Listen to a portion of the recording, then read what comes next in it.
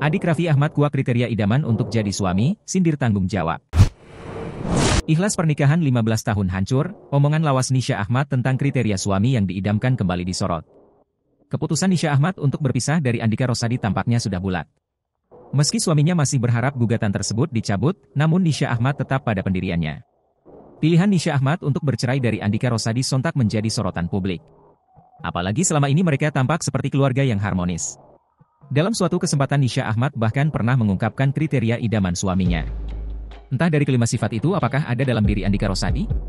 Dikutip dari TikTok Bun Livetainment, Nisha Ahmad membeberkan 5 sifat penting laki-laki bisa disebut sebagai suami idaman versi dirinya. Nisha Ahmad mengungkapkan sangat mengidamkan sosok suami yang bertanggung jawab dan bisa menjadi imam yang baik bagi keluarganya. Bertanggung jawab, bisa jadi imam keluarga, saleh, baik, sweet, ujar Nisha Ahmad. Menurut Kak Syahnas Sadikah, sosok suami bertanggung jawab adalah kriteria paling utama. Kalau menurut aku, bertanggung jawab, dan baik, dan sayang, itu semua utama, sambungnya sambil tertawa. Tak hanya itu Nisha menyebut sosok suami idaman haruslah mencintai dan bersikap manis pada pasangannya. Mencintai dan sweet, imbuhnya.